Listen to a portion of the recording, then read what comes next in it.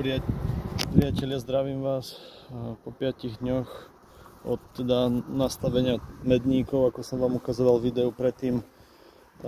Dával som tam teda tie noviny alebo leták a takto to vyzerá, keď to prekúšu. Dáme si dole medník a pozrieme sa na to detailnejšie.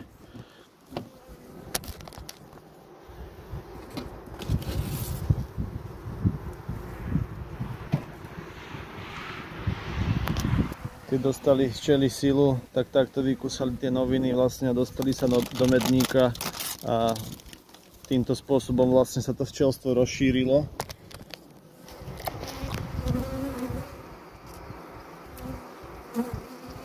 Dáme noviny preč a začneme s prehliadkou.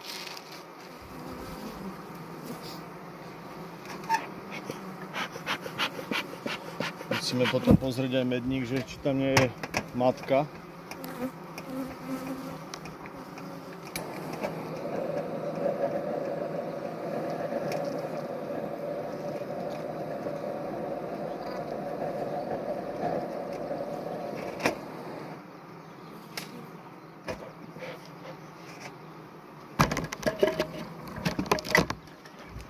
Som aj tak predpokladal, že zhruba tých 5-6 dní tým včelám bude ešte chýbať vlastne do toho rozšírenia na medník.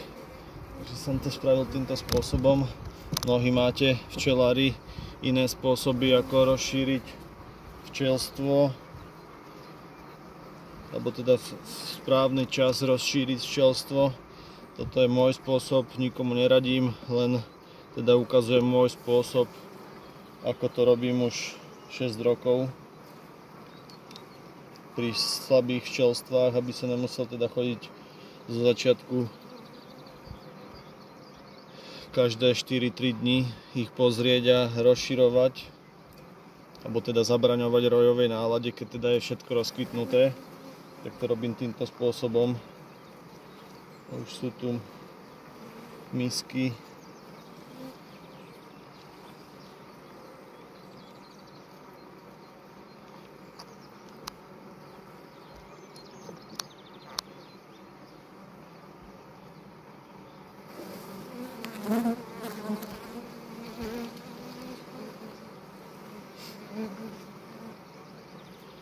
Matka kladie tu dole, asi bude v plodisku, vyzerá to tak, ale pozrieme potom ešte medník. Včely oproti minulej kontrole zosilneli, je to na nich poznať. A keď stále hovorím o tých miskách, tak to je tu na... Toto je tá miska, vlastne z tej misky potom spravia vlastne včely matečník, alebo do tej misky teda matka nakladie vajíčko a včely ju vykrmujú zvlášť, že je to z toho matečník a z toho sa liahne matka a potom sa včely roja. Takže proti rojovej teda nálade zakročujeme tak, že tieto misky z toho včelstva vykrajujeme. Alebo vylúkujeme.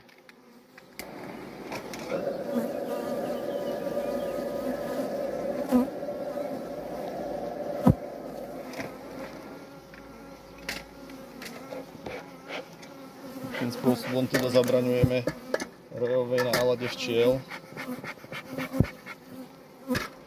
Že ničíme možný stav, kedy sa môže vyliahnuť nová matka. Práve v tomto období, kedy už začína všetko kvitnúť, tak prehliadky v tomto apríl, máj robím prehliadky každých 7 dní a potom ku koncu mája, v júni, tu môžeme vidieť matku.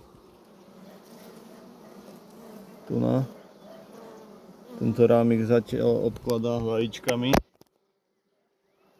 Teda v tom ku koncu mája, v júni, kedy už aj medník začína byť plný medu, tak tie prehliadky robím každých 5 dní, aby som teda zabránil vytvoreniu matečníku a vyrojeniu včiel.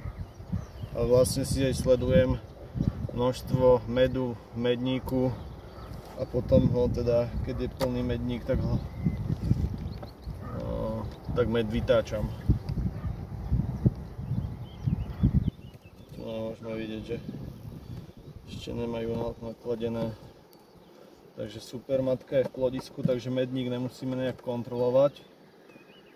Iba potom zbežne pozrieme. Dáme materskú mriežku a na to medník.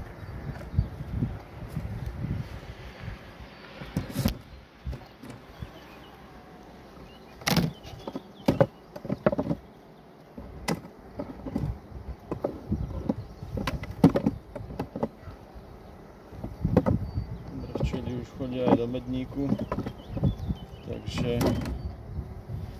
otvoríme očko. Môžeme otvoriť tady očko, aby mali bližšie do medníku.